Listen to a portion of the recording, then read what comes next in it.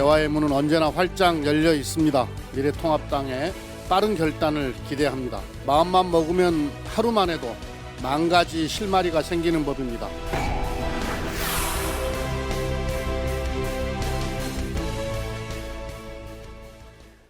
네, 여의도 사사건건 더불어민주당 서른 의원, 미래통합당 조혜진 의원 나오셨습니다. 안녕하십니까? 네, 반갑습니다. 네, 반갑습니다. 잘 부탁드리겠습니다. 예, 고맙습니다. 자, 먼저 바로 얘기 들어가 보도록 하겠습니다. 그 주호영 통합당 원내대표가 이제 절로 들어가셨잖아요. 예. 주말에 김종인 비대위원장이 법주사까지 찾아가서 만나셨어요. 예. 그 장면이 나왔는데 어떻게 생각하십니까? 돌아올 수밖에 없겠죠.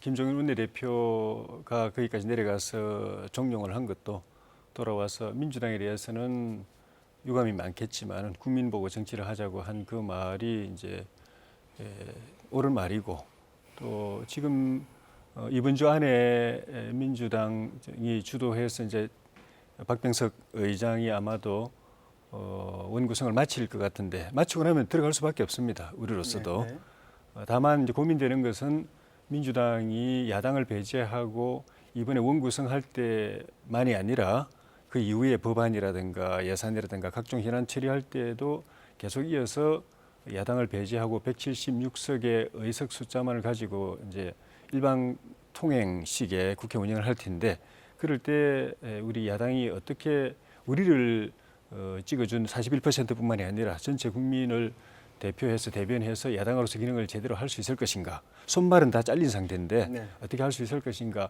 여기에 대한 고민을 안고 결기와 대안을 가지고 조호영 원내대표가 다시 복귀하기를 다 기대하고 기다리고 있는 상황입니다. 지금 저 원내대표 그동안 안 계셨잖아요. 예. 그동안 당내에서 의사소통을 어떻게 하셨습니까? 김종인 비대위원장이 이제 여러 그 선수별로 의원들 만나서 네. 다독거리기도 하고 네.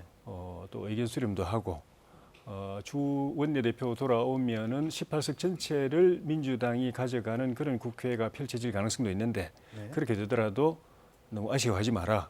그 대신에 각오를 단단히 하자. 의원이 국회에 임하자. 이렇게 이제 의원들을 다독이고 또 원내 수석도 원내대표를 대신해서 또 의견 수렴하고 저희 의원들끼리 들어가는 단체 카톡방에서도 활발하게 서로 의견을 주고받고 있는데 대체로 김종인 비대위원장이 주 대표 만나서 이야기한 그 취지대로 의원들의 뜻도 수렴되고 있는 것 같습니다.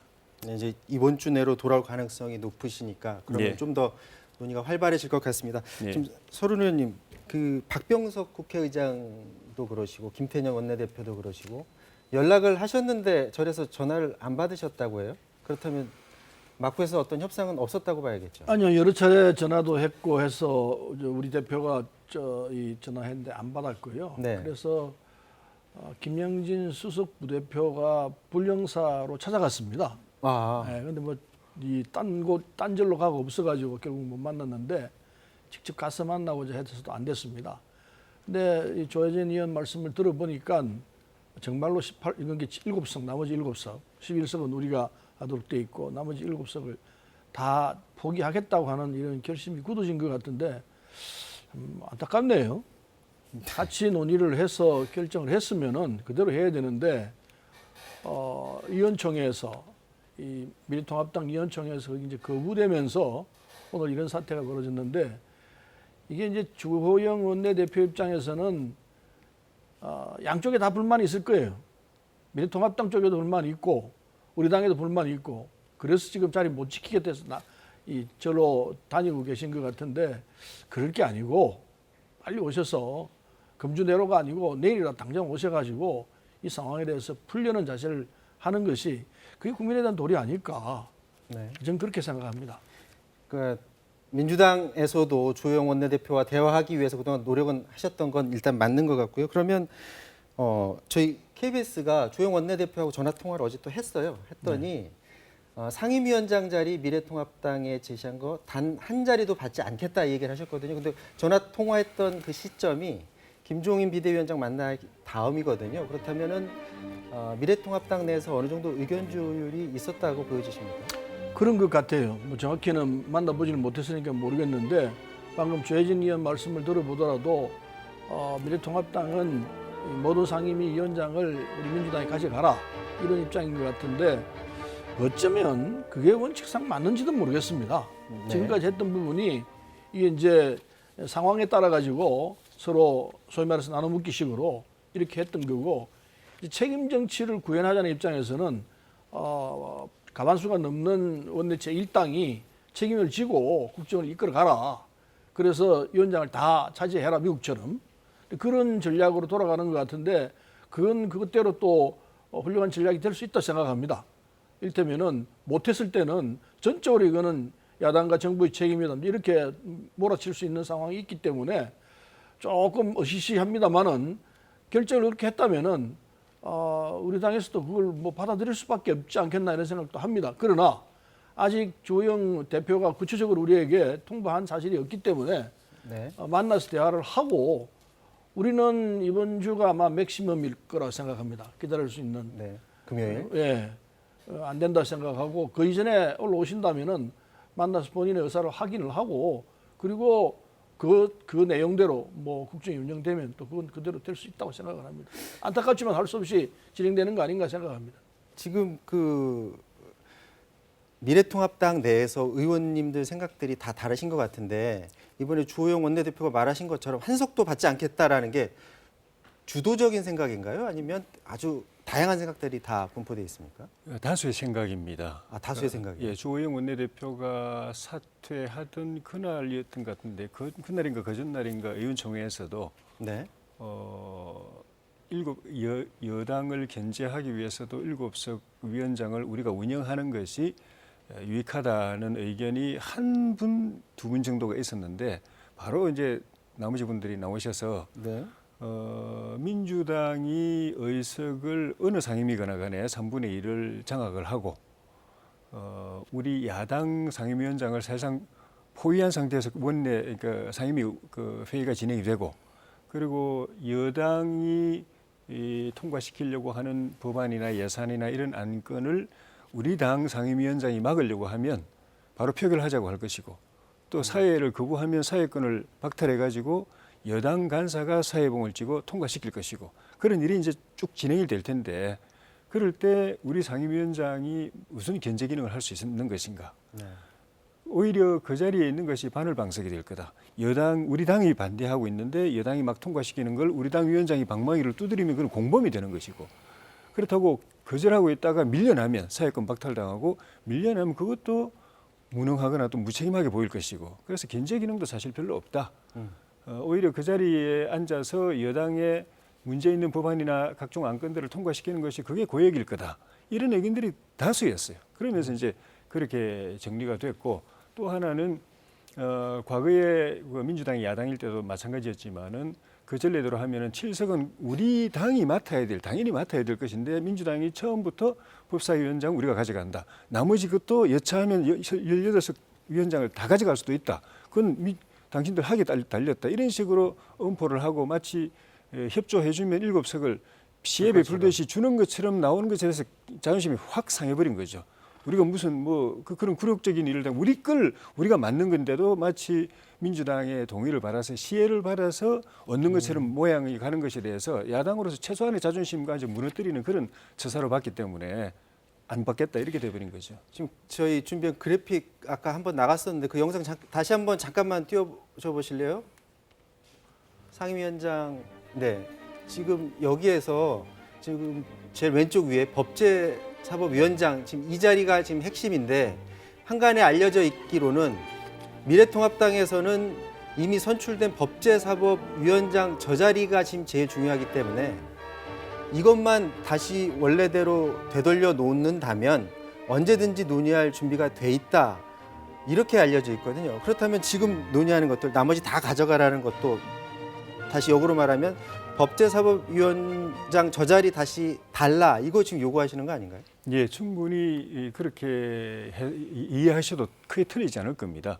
저희 당이 관심 가지고 있는 거는 상임위원장 자리 몇 개를 우리가 갖느냐. 사실 3선 이상, 저를 포함해서 3선 이상들은 본인이 상임위원장 될 것에 대한 기대감이 없지 않기 때문에 네. 그런 생각이 있을 수도 있지만은 그 3선 의원들도 결국은 나중에는 다 포기하겠다고 선언했던 게 4년 동안에 우리 103석의 우리 이 미래통합당 의원들이 국회에서 무슨 역할을 할 수 있을 것인가. 네. 지금처럼 이렇게 숫자로 밀어붙여서 일방통행식으로 야당의 최소한의 견제 기능을 다 손발 잘라버린 상황에서는 국회 들어가도 할 수 있는 일이 아무것도 없다. 그래서 중요한 거는 우리 당이 야당으로서 우리를 지지했던 41% 국민들과 또 기대를 갖고 바라보는 또 나머지 국민들에게 우리의 역할을 제대로 할 수 있는 그 장치가 법사위이기 때문에 야당으로서의 존립 또는 생명의 그 관건이 법사위다. 그 나머지는 줘도 좋다. 그거에 대체로 공감대가 돼 있다고 봐야 됩니다. 네. 줄 수 있나요? 국민 일반이 그걸 받아들일까 하는 생각이 듭니다. 네. 상임위원장 자리 하나를 놓고서 지금 이 코로나 전국이 이렇게 전개되고 있고 또 북쪽이 좀 저러고 있는데 안보 위기, 경제 위기, 방역 위기 이 참 국난을 극복해야 될 이런 상황에서 상임위원장 자리 하나 때문에 모든 걸 다 팽개치고 아무것도 안 하겠다. 다 가져가라. 이렇게 나오는 건 정말 이건 이해하기 힘듭니다. 아무리 여야 관계가 이게 서로 다투는 관계고 비판하고 그리고 뭐 공격하는 관계라 하더라도 안 되면 타협을 해 나가야 되는 거 아니겠습니까? 정치는 기본이 타협인데 타협조차 다 뿌리치고 all or nothing 아니면 전부 아니면 전부다. 이건 과거에 독재 정권 때 군사 독재와 싸울 때 하던 그런 전략입니다. 그게 지금 어느 국민이 문재인 정부가 군사 독재 정권과 똑같다고 얘기하겠습니까? 네. 그래서 야당이 지금 하고 있는 전략은 지나치다. 이건 정말 지나치다. 저는 그렇게 이해를 합니다. 그런데 네. 야당이 지금 진짜로 그렇게 이 모든 걸 다 상임위 포기하겠다 그러면은 근데 한번 뒤집어 봐야 됩니다. 이거 정말 진짜일까? 아니면 그냥 한번 해보는 얘기일까? 근데 지금 조혜진 의원 말씀 들어보니까 해보는 얘기가 아닌 것 같고 일종의 전략이랄까? 아니면 뭐 포기 상태랄까? 그런 네, 입장에서 정리를 한 것 같은데 참 이건 앞으로 국정이 어떻게 갈지 답답하기 짝이 없습니다. 저희들도 이 새로운 상황인 것 같아서 다시 한번 봐야 할 것 같습니다. 네. 그러면 이 입장은 공식적으로 오늘 민주당이 다시 한번 원내대표 복귀를 촉구를 했거든요. 이 얘기 한번 들어보도록 하겠습니다. 수백만 서민의 민생과 중소기업, 자영업의 위기보다 통합당 내의 당내 사정이 그렇게 중요한지 다시 한번 묻지 않을 수가 없습니다. 돌아올 수 있는 기회를 결코 놓치지 말고 정상적인 국회 활동을 통해서 미래통합당의 입장을 개진해 나가시길 바라겠습니다. 국민들의 인내의 한계가 있습니다.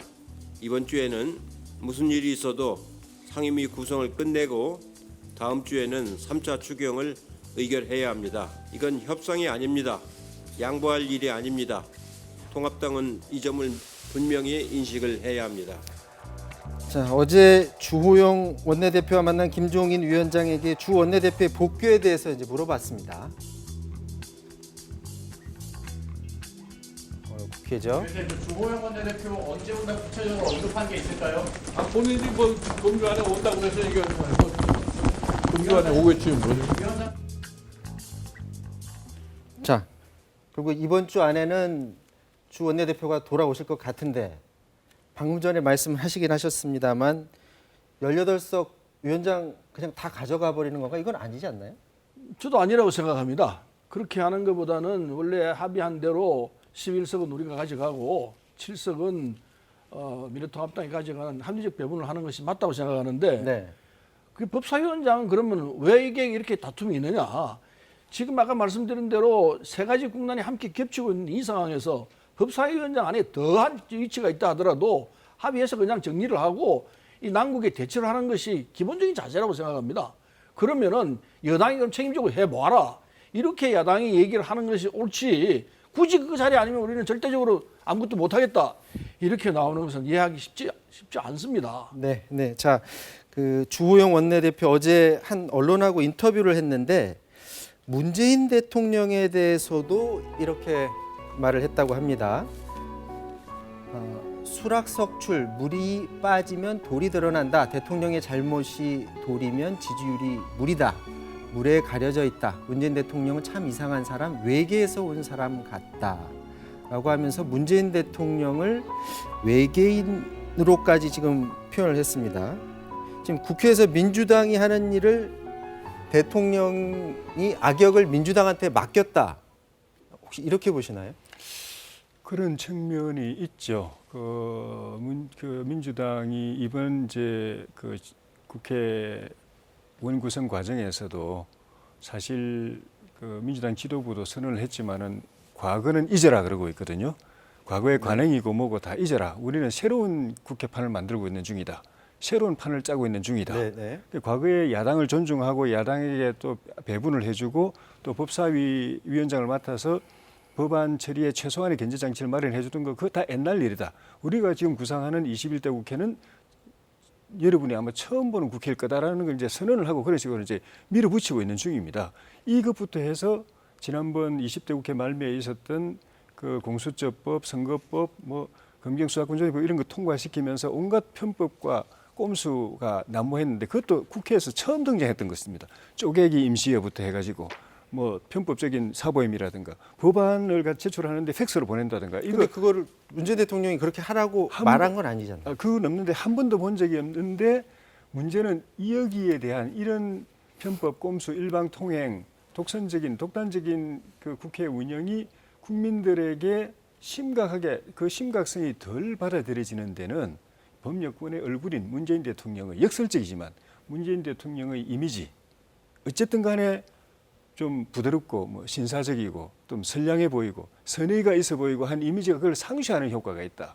그래서 국민들이 그 심각성을 대통령 얼굴을 보는 순간에 TV 화면으로 대통령 얼굴을 보는 순간에 저 심각성을 덜 느끼게 되는 측면이 있다. 그런 점에서 문재인 대통령은 확실하게 민주당이 나쁜 일을 해도 나쁜 일로 안 느껴지게 만드는 그런 그 역할을 확실하게 하고 있다는 것이 저희가 이제 느끼는 부분이고 좀 전에 왜 법사위를 그렇게 고집하는가 말씀을 하셨는데 이번에 딱 보셨지 않습니까? 국회 원구성을 하는데 우리 주장도 있지 않습니까? 과거에 또 이미 그건 야당의 그 몫으로 이렇게 확보됐던 건 그거 우리가 뭐 특별히 욕심 부려서 더 달라는 것도 아니고 민주당일 때 그렇게 했던 건데 우리도 그렇게 하자는 정도의 기본적인 요구를 하는 건데도 우리 주장이 안 받아들이지 않습니까? 민주당이 정한 대로 그대로 다 일방 통과되고 우리는 아무 역할도 없고 막을 수도 없고 무기력한 모습인데 이게 문제는 끝이 아니라 시작이라는 점에 문제가 있는 겁니다. 이 원구성이 끝나고 나면 그다음에 각종 법안, 예산안, 안건 처리를 또 이런 식으로 하고 우리는 103명이 있어도 아무 역할을 못하는 그런 국회가 돼버리기 때문에 이거는 우리를 찍어준 41% 국민들이 볼 때 너희들 그것이 뭐 하냐? 그렇게 할 역할 못할 것 같으면 배지 떼고 나와라. 이런 압박을 받아야 될 상황이기 때문에 절체절명의 고민인 거죠. 지금 말씀하시는데 서른 의원님 계속 한숨 쉬시고 예. 하시고 싶은 말이 있으신 것 같아요. 근데 이 국민이 지금 보고 있는 시각을 봐야 합니다. 국민들은 20대 국회와 21대 국회는 뭔가 달라져야 될 것 아니냐. 이게 국민 일반의 시각일 거라고 봅니다. 근데 지금 미래통합당이 하고 있는 건 20대 국회가 전혀 달라지지 않았습니다. 똑같습니다. 보이콧도 하고 그리고 구성 안 하고 형태는 똑같이 보이고 있습니다. 이게 과연 옳을까요? 그리고 뭐 이 문재인 대통령에 대해서 뭐 외계인이니 이런 식의 공격을 하는데 저는 이 좀 프레임을 잘못 잡아가는 것 아닌가 하는 생각을 합니다. 왜 180석을 177석을 여당에 줬을까? 거기에 대한 통찰이 좀 있어야 되는데 전혀 없는 것 같습니다. 안타까워요. 저라면요 이렇게 안 풀어요. 정말 쉽게 풀어가면서 그리고 국민 뜻에 맞춰서 나간다면은 언젠가는 야당에게도 미래통합당에도 기회가 옵니다. 지지율 올라가요. 지금 문재인 대통령이 지지율이 되는 건 이유 간단하지 않습니까? K방역이라는 소리가 나올 정도로 방역을 잘하고 있습니다. 현재까지는. 그리고 경제도 보면은 코로나로 인해 가지고 전 세계 경제가 엉망입니다. 유로존 같은 경우는 마이너스 9%가 넘습니다. 미국보다 마이너스 7%입니다. 일본도 마이너스 6%입니다. 우리 마이너스 1.2%입니다. 대단히 잘한 거로 나와 있습니다. 결과는 우리가 낸 통계 아닙니다. OECD에서 난 결정입니다. 그러니까 국민들이 전 세계 경제가 엉망인데 우리 경제도 아주 안 좋지만 그래도 상대 비교해 보니까 우린 잘한 거구나. 이걸 인정하니까 대통령에 대한 지지도 있는 것이고 그리고 지금 미래통합당이 하고 있는 데 대해서는 이 어려운데 협조해서 같이 가라. 이거 아니겠느냐 이거예요. 자, 저희도 잘 하고 싶은데 잘할 공간을 안 주는 거죠. 저희도 103석 헌법기관 보유했지 않습니까? 네. 41% 국민들이 지지했지 않습니까? 야당으로서 역할 제대로 하라. 민주당이 틀림없이 하다 보면 오버하고 잘못하고 나라에 손해를 끼치는 일도 할 텐데 그럴 때 야당으로서 제대로 견제하라고 그랬는데 그 역할을 완전히 봉쇄를 해버리는 손발을 잘라버리는 거고 또 하나는 무슨 일이든지 원구성을 하든 법안을 처리하든 예산을 처리하든 177명의 뜻하고 103명의 뜻을 섞어야 되는 겁니까? 네, 네. 절충을 해야 되는 거 아닙니까? 지지한 49% 국민들의 뜻하고 야당을 지지한 41% 국민의 뜻을 절충을 해야 되는데 민주당이 지금 운영하는 거는 21대 국회 전체를 자기들은 100을 가져가고 우리는 0으로 만들겠다는 네, 식으로 가니까 지금 조혜진 의원님 말씀하시는 거는 잘하려고도 잘할 계속 공간이 없어져 말씀하셨던 버리는 거죠. 그 내용이시고요. 결국에는 원내대표께서 돌아오시면 또 이제 서로 협상을 통해서 또 이제 계속 대화를 통해서 이 문제 계속 풀어 나가야 될 것 같고요. 이건 이번 주 내내 우리 국회가 이 문제를 가지고 계속 매달려야 하는 그런 상황인 것 같고요. 다음 이슈로 좀 넘어가 보도록 하겠습니다. 주제를 좀 바꿔서요. 오늘 청와대에서 반부패 협의회가 열렸는데 이 자리에서 최근 갈등이 더 깊어지고 있는 두 사람, 추미애 장관, 윤석열 총장이 만났습니다. 문재인 대통령의 입장도 나올까 주목됐었는데 일단 그림 보도록 하겠습니다. 네, 조금 전 청와대에서 반부패 정책 협의회가 시작이 됐고요. 예정됐던 대로 추미애 법무부 장관 그리고 윤석열 총장도 참석했지만 두 사람 다 어두운 얼굴이었습니다. 자, 마스크를 쓴 모습 보이시죠? 문 대통령 집권 후반기 반부패 노력이 무엇보다 중요하다면서 바로 다음 달로 예정된 공수처 출범도 강조했습니다. 법무부와 검찰에서 동시에 인권 수사를 위한 TF를 출범했습니다. 권력기관 스스로 주체가 되어 개혁에 나선 만큼 인권 수사 원년으로 만들겠다는 각오대로 서로 협력하면서 과감한 개혁 방안을 마련하여 국민들이 변화를 체감할 수 있게 해주기 바랍니다. 공수처법, 검경 수사권 조정과 관련한 후속 조치 마련에도 만전을 기해야 하겠습니다. 특히 공수처가 법에 정해진 대로 다음 달에 출범할 수 있도록 국회의 협조도 당부드립니다. 자, 대통령이 지금 공수처법 빨리 좀 처리해달라 이 말씀하셨어요? 네. 어떻게 보십니까? 그건 뭐 우리가 이 21대 국회 처음 해서 우리 당의 공약 사항입니다. 그래서 가능하면은 공수처법을 국회가 개헌한과 동시에 출범해서 공수처를 출범할 수 있도록 하자. 이게 이 국민들에게 우리 약속한 사안이기 때문에 그건 대통령뿐만 아니고 누구든지 우리 당의 당원이라면 지켜야 할 국민과 약속 사안이기 때문에 당연히 지켜야 할 일입니다. 네. 지금 국회 상황, 지금 이 상황에서 미래통합당 입장에서는 지금 공수처법 들여다볼 여유는 좀 있으신가요? 공수처법 통과될 때부터 저희는 강력하게 반대를 했었죠. 네. 검찰을 견제하기 위한 취지는 우리도 공감하지만은 그 검찰을 개혁한다면서 대통령 직속으로 대통령 손 안에 있는 권력기관을 하나 더 만들어서 저항적 대통령을 더 강화하는 제도이기 때문에 이거는 개혁이 아니라 개악이다. 그래서 제대로 만들려면 대통령 인사권이나 대통령의 영향력으로부터 독립된 정치적으로 중립성이 확보된 공수처를 만들어야 된다라고 이야기를 해왔기 때문에 만약에 국회가 이제 모든 원구성이 끝나가지고 공수처법이 이제 심사가 들어가면 우리 그 의견을 반드시 제시할 겁니다. 어디에서 이게 논의가 되죠? 법사위에서 하겠죠. 가장 지금 쟁점이 되고 있는 법조에서 이걸 또 다뤄야 되는 저희 의견을 제시를 할 겁니다. 네. 대통령 권력으로부터 독립된 공수처로 만들자고 제시할 건데 지금 민주당의 국회 운영 양태로 보면 안 받아들일 겁니다. 네.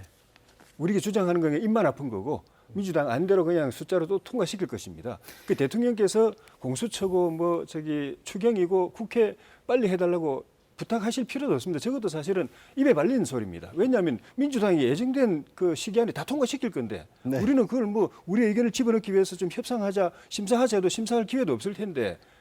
자, 그러면 지금 이제 오늘 이제 다뤄보고 싶었던 내용이 뭐냐면 지금 윤석열 총장이 이끄는 검찰이 수사를 놓고 지금 계속 그 논쟁이 지금 되고 있거든요. 예. 지금 한면숙 전 총리 조사 주체를 놓고서 지금 쟁점이 되고 있는데 이거 한번 짚어보도록 하겠습니다. 지금 한명숙 전 총리 사건 위증강요 의혹이 있는데 지금 수감자들이 지금 의혹을 제기하고 있죠. 지난 4월에 동료 수감자 최 씨가 먼저 법무부에 진정을 합니다. 근데 이 법무부 진정건이 대검 감찰부에 배당이 됐고요. 실제로 한 달 정도 조사가 진행이 됐습니다. 그런데 윤석열 총장이 이거 감찰부에서 하지 말고 서울중앙지검 인권감독실에서 하는 게 맞겠다라고 재배당을 하게 되죠.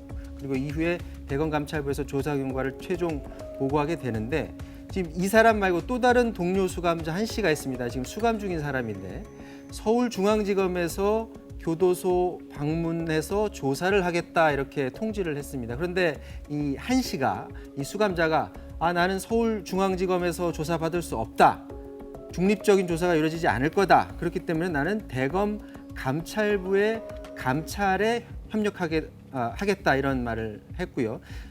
추미애 장관은 대검 감찰부에서 조사하도록 지시를 합니다. 이후에 윤석열 총장은 대검 인권부에서 이 조사를 총괄하도록 이렇게 지시를 하는데 이게 그러니까 서울지검 인권실하고 대검 감찰부에서 각각 조사를 해서 자료를 공유하게 되면 이걸 총괄적으로 대검 인권부에서 하겠다라는 건데 모양새는 지금 양쪽에서 지금 나눠서 하는 것 같긴 한데 어떻게 보십니까? 윤석열 총장이 어느 정도 본인의 의중이 담겨서 이런 지시를 했다고 보시나요? 본인의 의중이 담겼으니까 인권부로 가라고 얘기했겠죠. 근데 이건 추미애 장관이 얘기한 대로 감찰부로 가는 것이 맞죠. 이 검사들이 검사 출신이 아니죠, 감찰부장이. 검사들이 제대로 된 수사를 않고 네. 잘못된 수사를 했기 때문에 여기에 대해서 감찰을 해달라. 그래서 감찰부로 가도록 되어 있는 건데 이걸 인권부로 가게 되면은 마치 지금 피의자입니다. 한동훈 검사장은 피의자인데 피의자가 피해자처럼 변해버립니다. 그런 구조적인 문제점이 있습니다. 그래서 이건 인권부로 갈 문제는 아니고 시작 자체가 잘못된 검사의 수사이기 때문에 당연히 감찰을 해서 감찰부에서 총장에게 시작한다고 알리고 그리고 감찰부에서 다 수사 끝내고 나는데 끝났습니다 하고 총장에 보고만 하면 됩니다. 근데 그걸 인권부로 돌리게 되면은 뭐 전혀 다른 상황이 나오는 거죠. 그래서 이것은 총장과 이 법무부 장관 간의 이 다툼의 그 내용은 누가 보더라도 문제가 있다. 그래서 원래대로 감찰부로 가서 감찰해서 제대로 된 감찰을 해서 그 결과를 총장에게 보고하는 이런 형태로 가야 맞다 이렇게 생각합니다.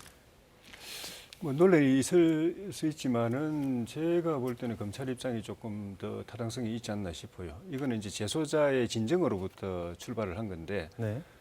물론 그 이제 검사와 관련이 있는 부분이 있는데 그 검사들에 대해서 그 지난번 수사팀들에 대해서 징계를 하려고 하면은 감찰부에서 해야 되는데 이 징계 시효가 지나서 징계 대상이 아닌 데서 문제가 되는 것이죠. 그리고 출발이 재소자의 이제 진정으로 시작된 것이고, 그리고 재소자의 진정은 기본적으로 그 추미애 장관이 있는 법무부에서도 법무부 인권국 인권조사과에서 그동안에 처리를 해왔기 때문에 검찰로 넘어가면은 검찰 그 대검 인권부장 산하의 중앙지검 인권감독관실에 가는 게 이제 순리적으로 맞은 거죠.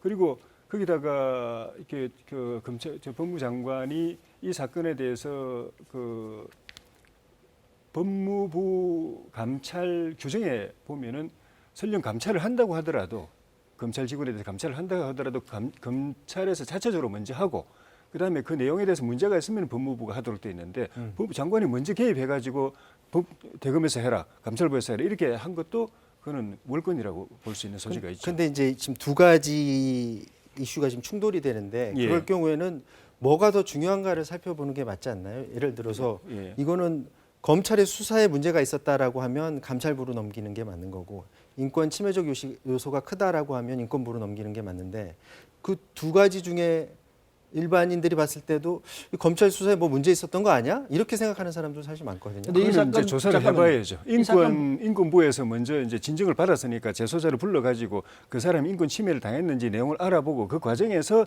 내용이 확정이 돼야 검사가 불법한 수사를 했다는 게 확정이 되면 그때는 다른 방법으로 넘어갈 수 있겠지만 시작은 진정이었기 때문에 재소자 진정이었기 때문에 인권에서 그 조사를 시작하는 게 맞죠. 근데 이 사건의 본질은 채널A 이 기자가 한동훈 검사장과 대화를 하면서 한동훈 검사장이 위증을 하라고 교사를 한 내용이 녹음에서 다 나왔습니다.